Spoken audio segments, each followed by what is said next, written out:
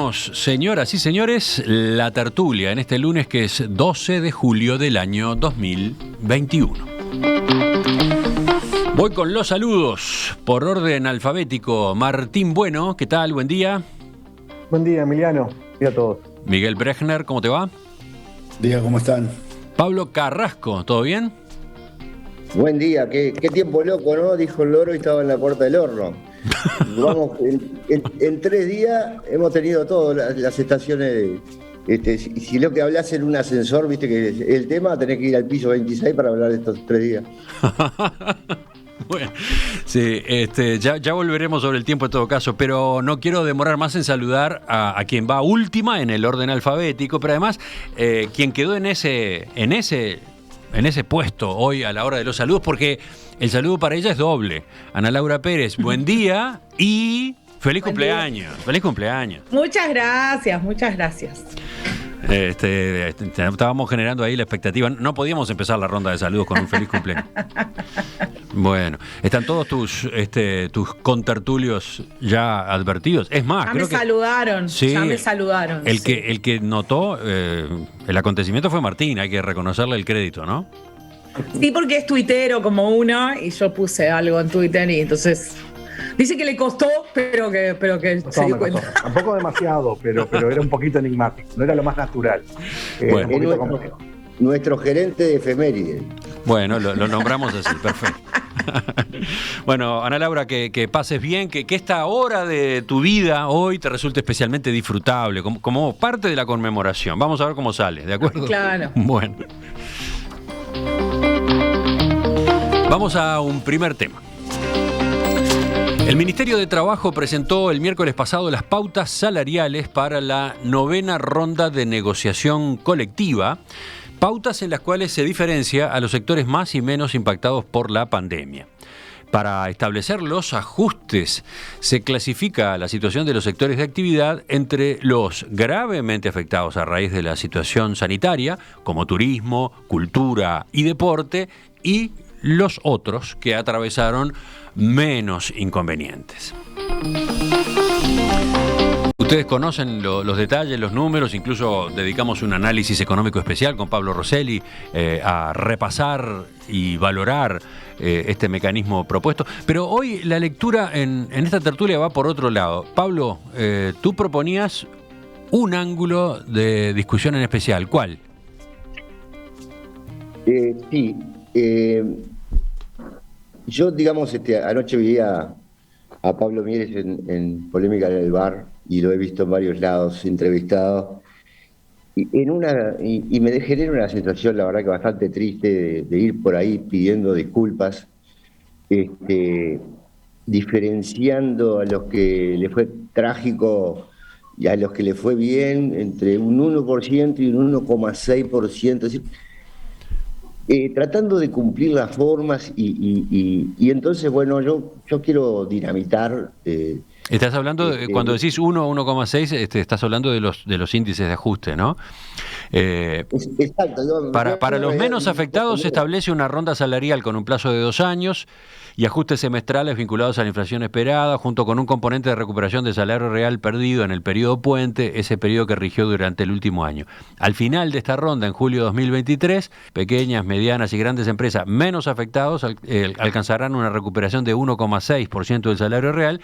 Para las microempresas se propone una recuperación de 1% del poder adquisitivo. Y, por otro lado, en los sectores más afectados se entrará en un nuevo periodo puente de 1 año con un aumento nominal de 3% en enero, lo que supone una nueva pérdida del salario real. Esto es a grandes rasgos lo de los números, ¿no? Exacto. Entonces, digamos, eso es tan complejo y ha llevado y cumple con tan poca cosa que yo lo que quería era un poco dinamitar lo que está atrás, que es lo grande y es el sacudir un poco la modorra uruguaya. Y es que creo que la situación se me hace acordar a aquella frase de Alfredo Casero que hablaba de un tipo que se le había incendiado la casa y los hijos le pedían flan. Bueno, el país está destruido y con la peor periodo que puede haber enfrentado, y el PCT pide flan y el gobierno le da flan. Entonces, Yo, primero, quiero denunciar de que los que están discutiendo, las partes que discuten, no son las partes más importantes a la hora de resolver los problemas de empleo y salario que tenemos. Porque ¿qué queda afuera? Queda afuera los desocupados, que le dijeron al PIT-CNT de una manera explícita, cuando le dijeron te pago 12.000 pesos y trabajás una semana sí y una semana no, y 250.000 desocupados dijeron sí, agarro, compro. Eso le dijeron los desocupados que no están en esta discusión. Tampoco están los empresarios. Porque, por supuesto, a los empresarios le van a terminar diciendo, mira, lo que arreglamos con el PIT-CNT es esto, tómalo o déjalo. Y cuando hacemos eso, nos olvidamos de cuál es la realidad. La realidad es que los empresarios, y capaz que hablan demasiado poco nuestros empresarios, van a medir la productividad que tiene su empleado y le van a pagar si el sueldo es por lo menos igual que lo que el empleado le produce. Y no importa lo que resuelva el PIT-CNT, los consejos de salario, así es la realidad, así es el ser, no el deber ser. ¿Ah?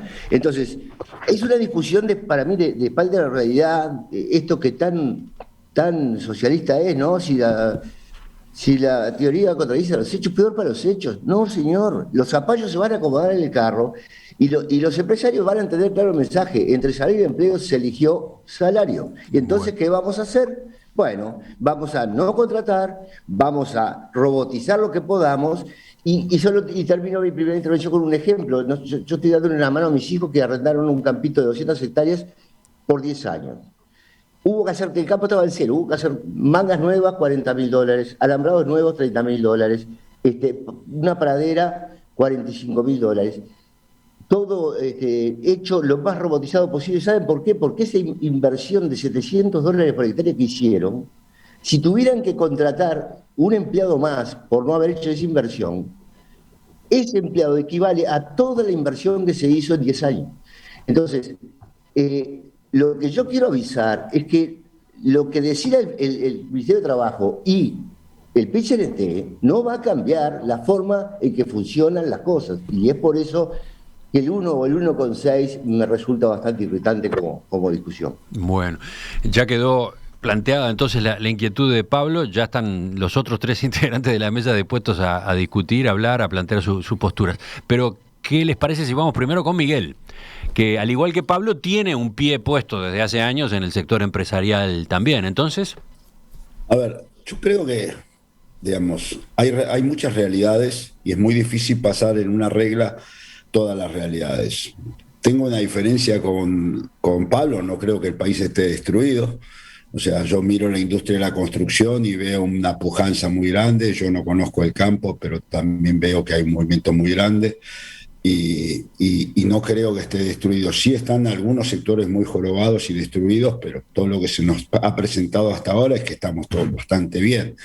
Entonces, yo entiendo que hay muchos países al mismo tiempo y no es lo mismo una empresa de 5 personas y no es lo mismo la relación de poder que hay entre un empleado en un taller de 5 personas que lo que hay en un sindicato de la construcción con una obra muy grande multimillonaria.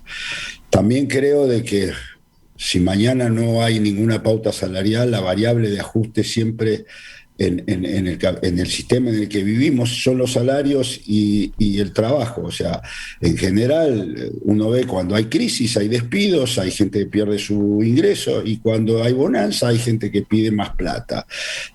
Entonces a mí no me sorprende, yo no creo de que nadie, o sea, si hay una pauta salarial diferente, vaya a dejar de invertir en tecnología, porque a medida que se pierden puestos de trabajo, después recuperarlos es muy difícil, porque hay tecnologías que están avanzando y hace que no se contrate gente.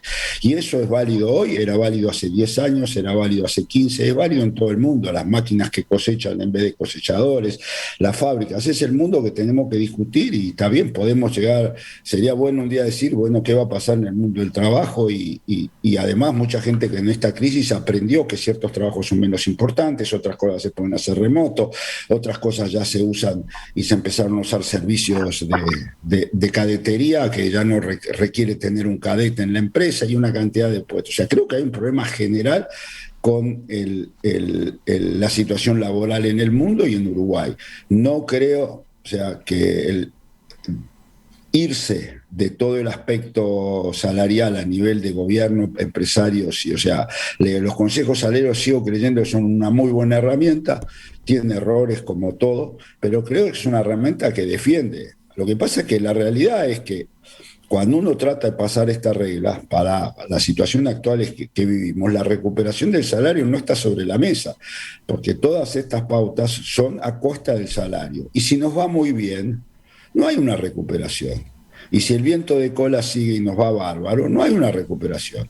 Y no nos hagamos ilusiones, digamos, de decir, no, si bajamos los salarios a todo el mundo, la gente va a emplear más, no.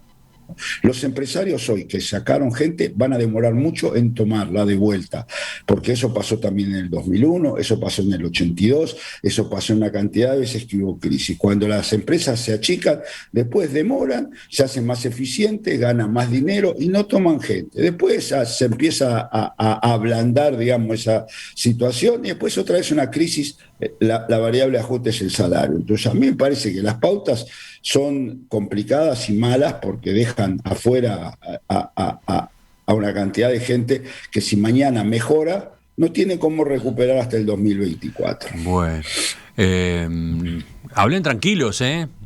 No me esperen a mí. Ya hubo 2 intervenciones que fui ordenando yo. ¿Quién sigue ahora? Vayan, lárguense. Martín, Ana Laura.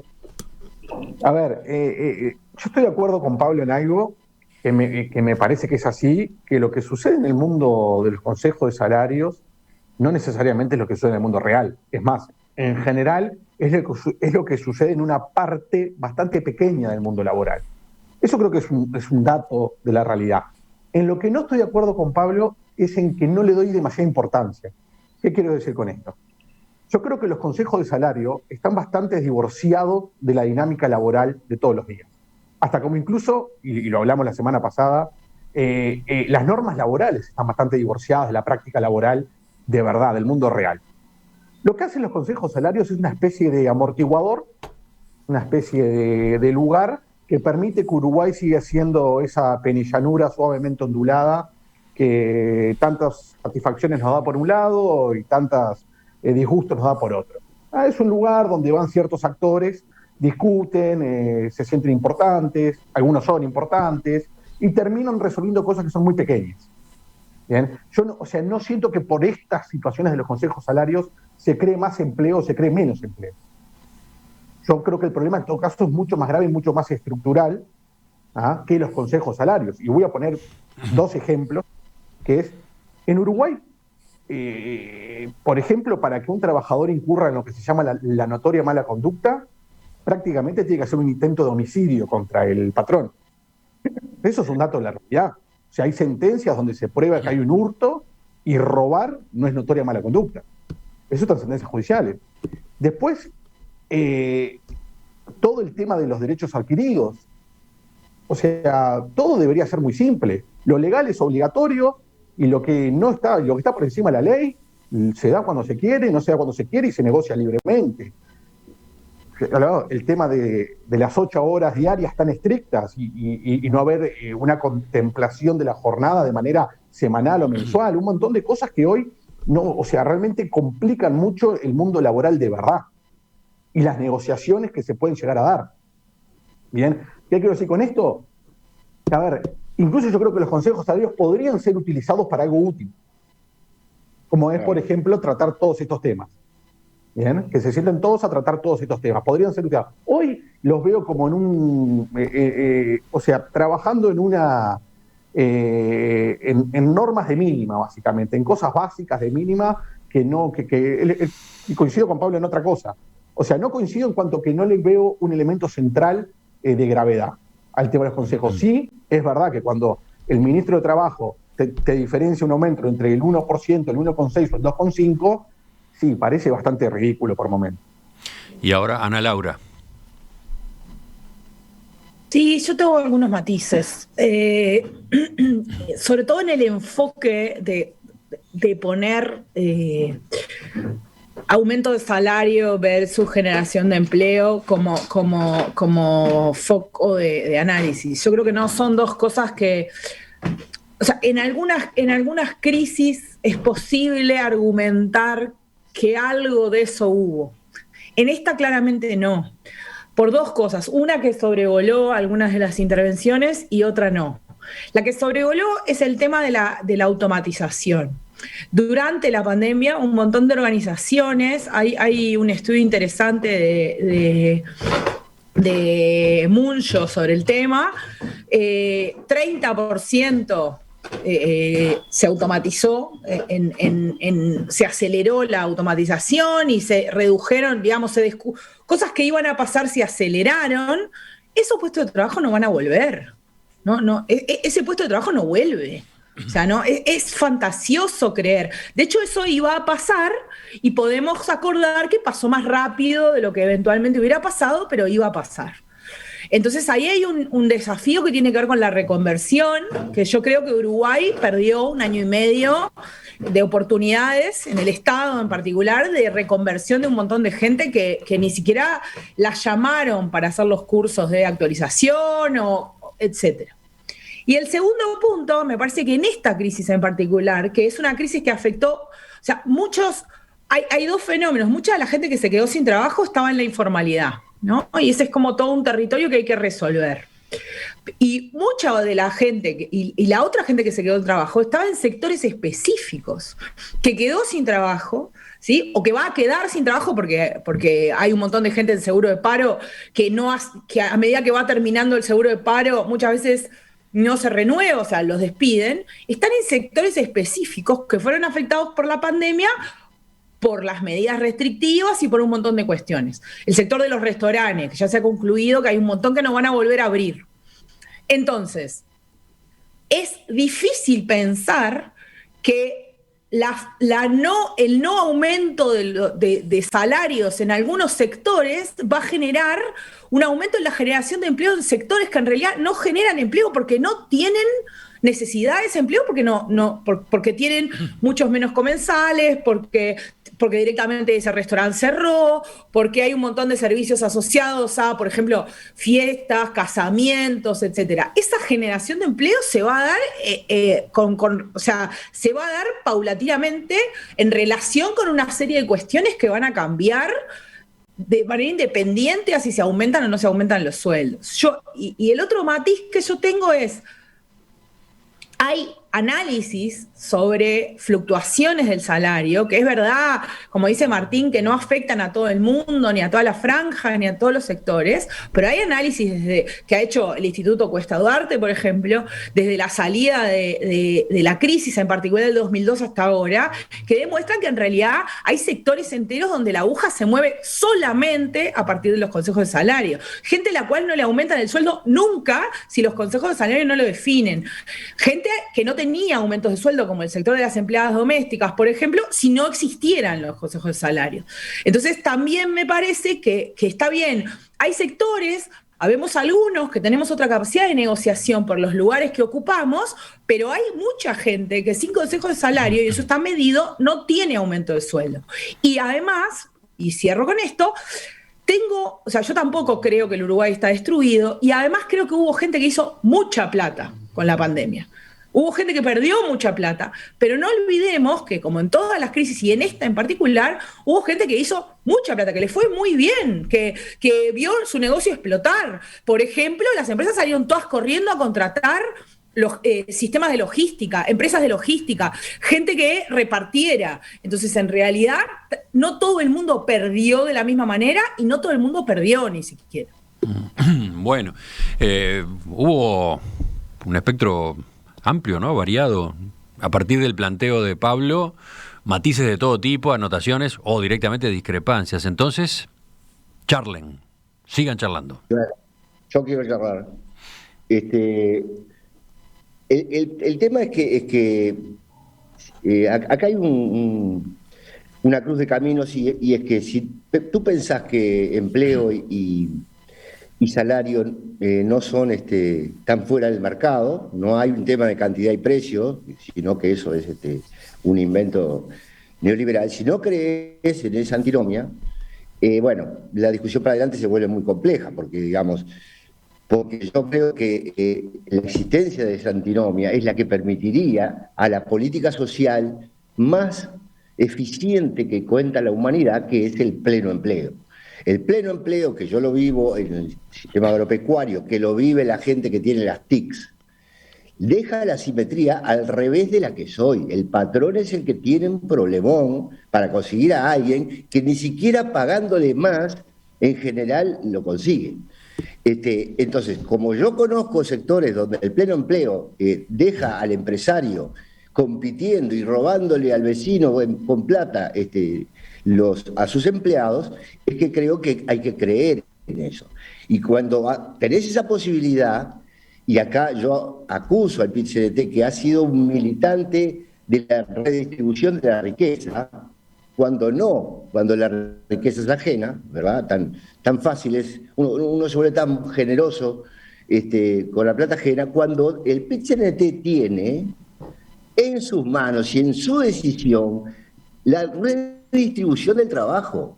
Yo le exijo a que repartan el trabajo, a que no solo la riqueza de los demás. Ellos pueden generar el pleno empleo, ellos pueden repartir el trabajo, pero claro, esto es como lo de la gallina del cubano, ¿no? Ah, no, la gallina la tengo, no la puedo repartir. Yo te reparto la casa, pero la gallina no, porque las tengo. Entonces, la redistribución del trabajo, hay que ponerlo arriba de la mesa y decirle, no lo vas a hacer, me parece bárbaro. Entonces tampoco te rompa los huevos con la distribución de la riqueza, que la tenés mucho más lejos y si no haces eso tampoco podrías hacer lo otro. Así que para mí, eso es nos está impidiendo la salida como país desarrollado si no empezamos a matar estas vacas sagradas. Sí, Miguel levanta la mano, sí, pero los demás también. Yo creo que estamos haciendo muchas falacias juntas. Yo creo que hay una simetría. En la industria de las TICs, que le conozco pero muy bien, hay mucha gente y la única solución es que haya más gente que se forme en TICs y por eso hicimos Jóvenes a Programar y por eso la CUTI tiene programas con la UTEC y con la UTU y una cantidad de otras cosas. Y de tal manera que las empresas uruguayas no estén tomando personal de Argentina y tomen personal de Uruguay. Pero nosotros como país, que somos un país que nos definimos como exportador, en el fondo lo que estamos exportando es mano de obra. Entonces nosotros tenemos que definir si queremos exportar mano de obra de 50 o 100 mil dólares al año, que es la situación de las TICs, o queremos exportar mano de obra de 1.500 dólares al año, que es la gente mucho más sumergida. Y es una decisión. Y entonces yo no estoy de acuerdo de que si mañana bajamos todos los sueldos el país va a andar mejor y va a tener empleo. No va a pasar eso, porque hay rubros donde se gana muy buen dinero y se puede pagar buenos sueldos. Y no tiene, y creo que hay el PIT-CNT defiende a una cantidad muy importante de gente que no tiene quien los defienda, porque yo entiendo sí que es muy importante, hay unas empresas en ciertos sectores que funcionan perfecto, los sindicatos o la unión de trabajadores con las patronales, en muchas áreas, pero en otras no. Si no, ¿por qué nos pasó? Y disculpen que vuelva a lo de las 8 horas de trabajo en el campo, demoró tantos años en reglamentarse, lo podíamos haber dejado abierto. Hay muchas cosas que se pueden dejar abiertas. Sí estoy de acuerdo que hay que hacer una reforma de que tenga que ver con lo que es laboral, hay que hacer una reforma de ver que si la flexibilidad horaria, toda una cantidad de cosas no tienen nada que ver con esto, tienen que ver con el mundo del mañana, pero vivimos en un país donde hay mucha precariedad, y no necesariamente ni siquiera informal, donde el poder de negociación del asalariado es muy bajo y no le aumenta ni pierde. Entonces el hecho de que hay alguien que diga esto se ajusta de tal manera hace de que la secretaria, la telefonista gane un ingreso mejor, y no si le vamos a pagar 5.000 pesos menos a la telefonista, las empresas van a tener todos telefonistas. Hay empresas que ya no tienen telefonista porque lo resolvieron con una central telefónica. Entonces, y cualquiera atiende del tamaño. O sea, a mí me parece que hay una falsa disyuntiva. ¿Queremos bajar los sueldos de la gente? Perfecto, es lo que está pasando.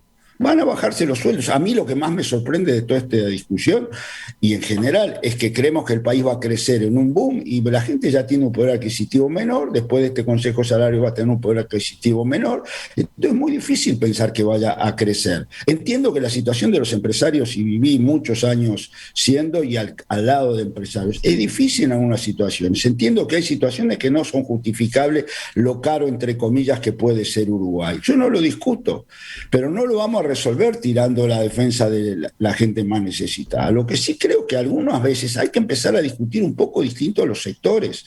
O sea, en el área de las relaciones de trabajo, en tecnología y en información, es totalmente distinto que el área de las relaciones de trabajo en una obra. Ahora, si le bajamos el 10% del salario al oficial, ¿va a haber más oficiales de la construcción o al carpintero? O sea, la realidad es esa, y un país desarrollado es un país que tiene mejores empleos y eso es lo que hay que luchar. Bueno, creo que sigue. Perdón, Emiliano, Sí. pero va a quedar como una cosa que yo dije que quiero corregir, yo si alguien dijera hay que bajar los salarios un 10%, estaría poniendo el grito en el cielo, porque lo que yo no me preocupa es que bajen o que suban. Lo que me preocupa es ver al ministro de Trabajo diciéndole al que tiene un ómnibus de turismo que hace 2 años que no trabaja, decir, mirá, vos te vamos a hacer recuperarle a tu empleado el 1%, mientras que nosotros el 1,6%. Y como yo creo que cada vez está más variable la situación de las empresas, como lo dijo Ana Laura, lo que yo quiero es que dejen de meterse en ese mercado, dejen de manosear el mercado. Es como prohibir la exportación de carne en Argentina. Estamos haciendo lo mismo sin tener el menor talento ni la capacidad de hacerlo. Ahora sí, Martín y Ana Laura. Sí. A ver, los consejos de salario en Uruguay son una vaca sagrada. Eso es un dato de la realidad. Es una vaca sagrada a tal nivel que hasta el Partido Nacional la ha asumido como parte de las circunstancias. Correcto.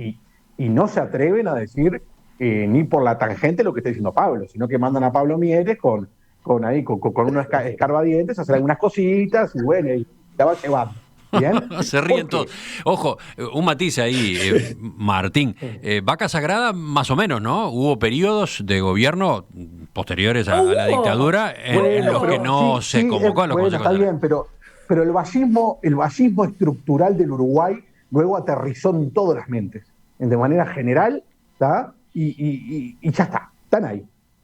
Y yo creo que no, y donde yo discrepo con Pablo en qué es, que tocar los consejos de salarios es generar una enorme, es incendiar la pradera por un premio posterior o por un eventual premio para los que creen que eso es bueno, que en realidad es insignificante. No pasa nada, porque por los consejos de salario no pasa demasiada cosa. Bien, es verdad que tienen algún tipo de, a largo plazo, algo que lo dijo Ana Laura, y es verdad, en muy largo plazo, cuando vos los medís, a ciertos sectores les ha mejorado su salario real, y eso es cierto. Bien, y eso es cierto, pero y creo que es bueno también, pero digo, no cambia la realidad de laboral del Uruguay por eso. Uh-huh. Ni el trabajo. Pero cambia la realidad de la gente que tiene un ingreso más o menos asegurado y que no pasan 2 años sin que le toquen el sueldo, ¿qué es lo que pasaría? Cambia la realidad de la gente. Está bien, lo que yo digo es que si queremos cambiar el Uruguay, dejemos los consejos salarios como una especie de honor y gloria al pasado, ¿tá? Que sigan funcionando como funcionado, que sigan asegurando los mínimos, ¿tá? Pero hay que generar espacios, ¿tá? Muy amplios de libertad. ¿Tá? Los consejos salarios que sigan, porque los mínimos yo creo que está bien que se aseguren a ciertos mínimos, pero hoy estamos absolutamente encorsetados por todos lados. Yo creo que el problema, más que los consejos salarios, es nuestra realidad normativa laboral. Toda ella. Desde la primera ley hasta la última. Ana Laura, y los consejos salarios son una especie de... Están ahí. Yo creo que lo de la realidad laboral es cierto, sería interesante discutirlo. Tengo sigo con mis matices. Uno es eso, ¿no? Yo no creo que los consejos de salario sean una vaca sagrada a la medida que el padre del actual presidente, cuando fue presidente, los eliminó y estuvimos unos cuantos años sin ellos. Creo además que justamente es demostración de lo que podría pasar si no existieran lo que pasó en 2002. ¿Sí? A mucha gente se le bajó violentamente el sueldo como resultado de la no existencia de los consejos salarios en una crisis. Además, me gustaría aclarar que los sueldos de la gente bajaron, porque hay un efecto que se llama inflación.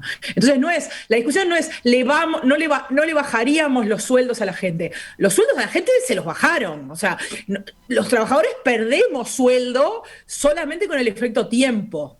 Entonces, los consejos de salarios, entre otras cosas, protegen a algunos sectores que no tienen, porque yo creo que es divina, yo también creo que sería divino la igualdad y desregular para que nos sentáramos a charlar. El problema es que en muchos sectores existe una enorme asimetría entre el dueño de la empresa o el gerente general y quienes son los empleados. Son esos sectores a los que nadie defiende o que no pueden tener negociaciones uno a uno. En el sector tecnología, la asimetría está dada vuelta muchas veces. La gente decide tomarse la licencia cuando tiene ganas y vos mucho no podés discutir porque no tenés otro para llenar ese agujero. Entonces ahí, claro, es ridículo. Uno lo piensa en el sector tecnología y es ridículo los consejos de salario, porque hay asimetría casi que al revés.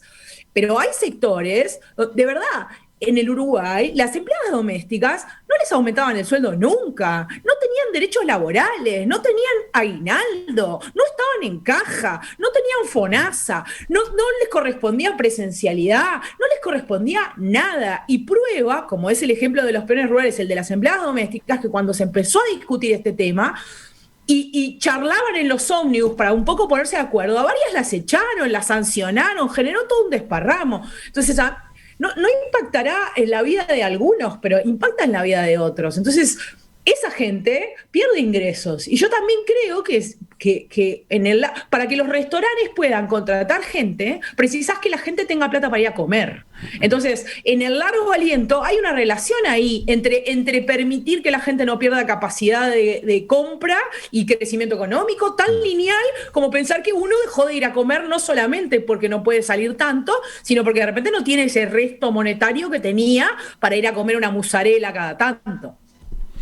No, pero digamos, perdona, Ana Laura, pero ahí hay dos temas, ¿no? La formalidad, el trabajo en negro es una cosa, el libre, digamos, discusión del salario es otra cosa, ¿no? Son dos cosas completamente diferentes.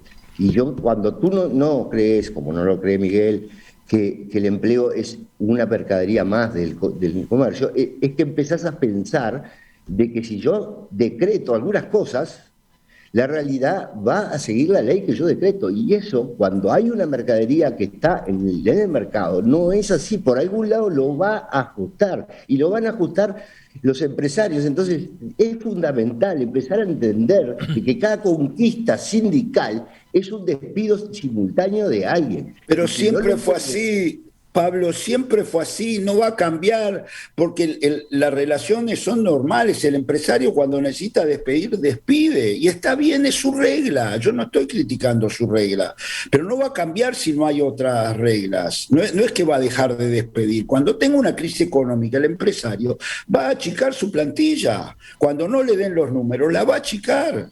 Y no importa si gana 5% más o 5% y cuando menos. consiga una máquina que haga lo mismo que esa gente a la que no le va a tener que pagar aguinaldo ni va a tener que negociar, también va a echar gente. Eso es lo que pasa.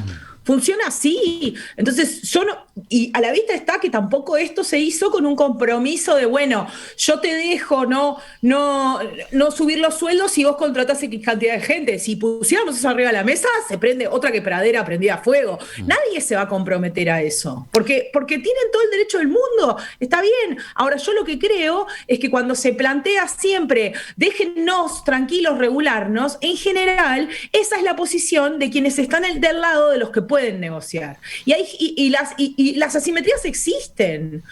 Por eso los países desarrollados, salvo que el ejemplo de país desarrollado que estamos planteando en esta discusión sea Estados Unidos, que la verdad es que deja mucho que desear en cuanto a derechos laborales, etcétera, etcétera, pero los países desarrollados que solemos citar como gran ejemplo, por ejemplo los nórdicos, tienen enormes regulaciones en estos aspectos y tienen consejos de salarios y se sientan a discutir estas cosas. Entonces no es un delirio, digamos, de países recontra comunistas plantear que estas cosas cosas hay que discutirlas. El mercado hay un montón de cosas que si a uno le permite al mercado regularlas, te come crudo. Han movilizado Yo mucho quiero a los oyentes. recordar que Estados Unidos tiene un 3% de condiciones normales, un 3% de desocupación sin una sola regla laboral. Sí, pero en Estados Unidos no se paga licencia maternal. En Estados Unidos las mujeres tienen sus hijos y se tienen que automantener, por ejemplo. Si nos parece eso evolucionado, es bárbaro, pero debe ser el único país del mundo, y ni hablemos de los ricos, que hace que una mujer se tenga que ir a tener su hijo sin tener un solo peso de sueldo. Por lo cual, las que podemos guardar plata, lo guardamos, y las que no pueden, se las comerán los bichos. Les cuento. No me parece un ejemplo. Han movilizado mucho a los oyentes. Han generado una participación intensa e interesantísima. Dice, por ejemplo, Horacio desde Libramento: muy buena mesa, muy buenos participantes, tema interesantísimo, merece otra. Y estoy de acuerdo. Apenas si se esbozó acá este debate. Vamos a retomar el tema en algún otro espacio. Vamos a publicar en la web, como hacemos cada tanto, los mensajes de los oyentes, que son una cantidad y que enriquecen, complementan lo que han estado diciendo los tertulianos en estos minutos. Sí, le ponemos puntos suspensivos, cambiamos, vamos a otro asunto enseguida en la segunda parte de la tertulia. Le damos la bienvenida a quien expone esta semana en el ciclo Arte UI en Perspectiva. A partir de hoy, el cuadro que nos acompaña a mis espaldas en este momento, sobre la ventana que da a la calle Florida, pertenece a Zuli Clames. El título de esta obra en particular, Calor de ausencias. 95 de base, 75 de altura, un óleo sobre madera. Lo están viendo si siguen nuestra emisión en video, si van a nuestra web, o si nos siguen por Cardinal TV o Nuevo Siglo. Están las fotos de este y otros cuadros en la cuenta de Instagram de En Perspectiva. Quien es Zuli, pintora, escultora y ceramista, oriunda de Tacuarembó y radicada en Montevideo. Muchos de sus trabajos están inspirados en el misterio de la muerte y de los sueños. Bueno, vayan acercándose estas creaciones. En Instagram, como siempre, está la posibilidad de que pregunten, opinen. Ya desde ayer de noche, cuando se publicaron estos cuadros, se ha producido una movida participación. Están todos invitados.